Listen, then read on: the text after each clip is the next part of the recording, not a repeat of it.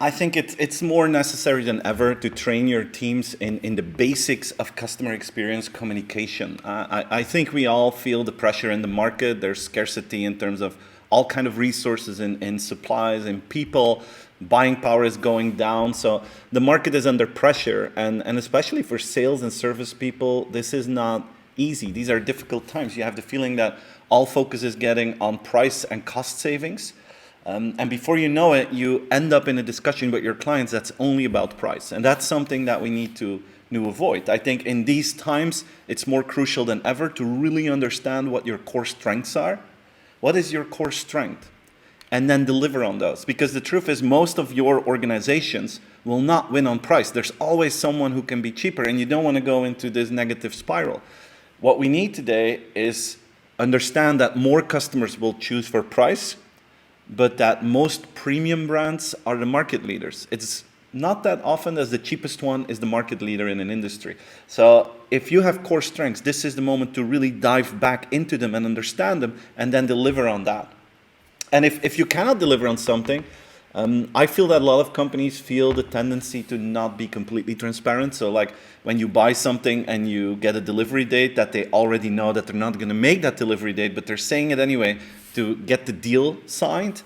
I personally believe that's a dangerous strategy. I think that everyone is suffering today with delivering on time. So being transparent about it, being honest about it, but also focusing on your core strengths, why they need to buy for you, and telling them that everyone is suffering in the market, that kind of transparency is what we need today. And I see so many organizations that are organizing their own failure and that they're putting unnecessary pressure on their teams or on their own. This is something that we need to work on.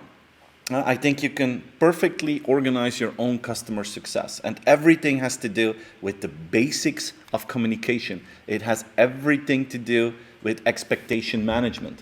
There are so many companies that organize their own failure.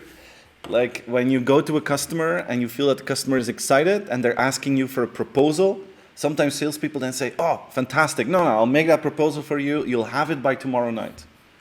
And then when they're driving home, they realize I will never be able to live up to that. So what happens is you send the proposal a day late, and the customer is already like, hey, you promised that you would do it tomorrow, and it's day after tomorrow. What's going on here?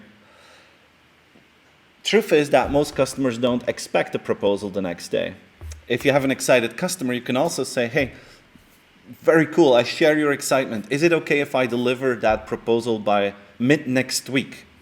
And 80% of the customers will say, yeah, mid next week is fine. Some will say, no, I need it tomorrow. Then you need to deliver upon that. But 80% will say, no, mid next week is fine. And then you already know that you're going to deliver it the day after tomorrow. So like 3 days earlier than promised. That's organizing your own success. It's the same situation. You can either put pressure on yourself and disappoint your customer, or you can set the bar a little bit lower, knowing that you will jump over that bar and you create customer happiness. So it's not always the customer's attitude that defines happiness, it's where you set the bar. And you cannot put it too low. You cannot not say, I'm going to deliver that proposal next month. That's not going to work. So you need to put the bar at a reasonable height and you jump over it. Problem is, a lot of organizations today, even in these difficult times, they put the bar up so high and they already know that they're not going to make it. That's organizing your own failure.